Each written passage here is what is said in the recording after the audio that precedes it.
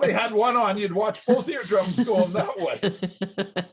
So it's pretty That's, loud. It's just like when the young people go to a concert and they stand in front of those boom boxes. A lot of them are not cognitively aware that they can blow out their hearing, nor when they go into, say, a restroom, that has a hand dryers where you put your hands underneath they're it. loud.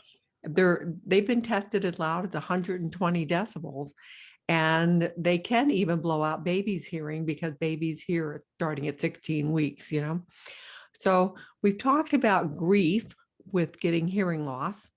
And I do know a little bit about Kubler-Ross. So thanks for bringing that up, because anytime you lose something, in fact, even right now going through the pandemic, a lot of people are going through a lot of adjustments. So that might be something, if you've got a hearing loss or if you want a direct path for grieving, then perhaps you can get Dr. Neil's book on this particular topic. I'm sure he covers it in detail.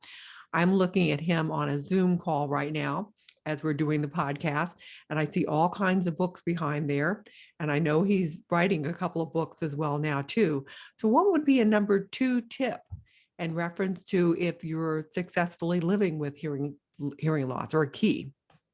Okay, well, so if we've gone through the grieving process and that's all done, then the next step, what I call key number 2, is learning how to deal with your hearing loss the right way. And most people don't realize this, but most hard of hearing people use what should I call bad coping strategies.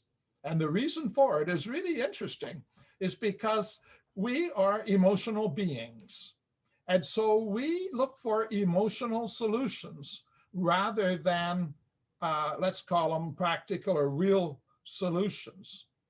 So for example, say I'm not hearing you. Well, and so I ask you to speak up, and you speak up for the proverbial 7 seconds, and then you forget about it and you drop your voice, because we speak with our voices running on autopilot. Right. And so we just have a standard level that we speak at. And so we forget, especially if you're a speaker and you're talking to a group, you're thinking about what you've got to say next. You're not thinking about that person, you forget. So you ask me again. You put your hand up, let's say we're in a class or something. Sir, I can't hear you. I'd say, sorry. And I speak up for another 7 seconds, and then it drops down. Now, what are you going to do next? 7 seconds later, you can't hear. Are you going to put your hand up a 3rd time? You see, you're starting to get embarrassed. You're feeling emotional. It's the emotions that are driving you. And so you don't want to call attention to yourself. And so from then on, you just give up and sit there and glassy-eyed stare, and that's it. You don't know what's going on. Whereas a better way is to find a practical solution. What one guy did is he had what looked like a table tennis paddle, and on one side, he had really big, bold letters, please speak up. And then on the other side, he had thank you. and so That's creative. So he would tell the speaker beforehand, he said, I can't hear. I need you to speak up or speak slower. You can have different messages. Slow down or speak clearer or whatever. But what he would do is he'd say to the speaker, now, I know that you have a regular speaking voice and you'll forget about me. So would it be okay if I just went along and held my paddle up when I miss something, so that you remember to speak louder or clearer or slower, whatever? And then when he does, he just goes along and flips it to the thank you and then puts it down. But you see, that draws attention to yourself, especially if you're like me, that's always sitting very near the front. Everybody in the room sees me with this paddle going up, wonders what's going on, and you could be self-conscious. And so we have to learn how to not run on our emotions, but run on what actually works. So be more assertive then.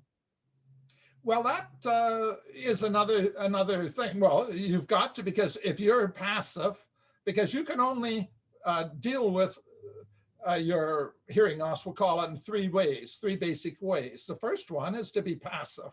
You just sit back and you won't even say to the speaker, "Sir, I can't hear you," but you're sure hoping that somebody else is going to do that. You know, that's passive. And you just sit there quietly and miss everything. In other words, you put your needs of everybody else ahead of your own. Right. And then there's the opposite to the passive person, is the aggressive person. And they are the one that jumps up. "Hey, you idiot, speak up. I can't hear." And, you know, and they may not be nice about it, but they put their needs ahead of everybody else's.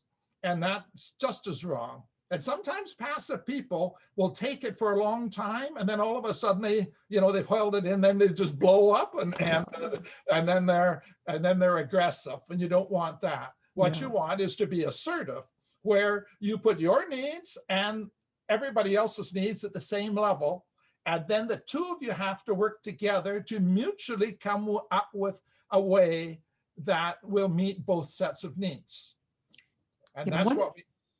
Yeah, one of the things that I've used in the past is what I call the 5-finger method, and so if I need a speaker, and I've done the same thing, I have actually, on my website, there is a reserved seating sign.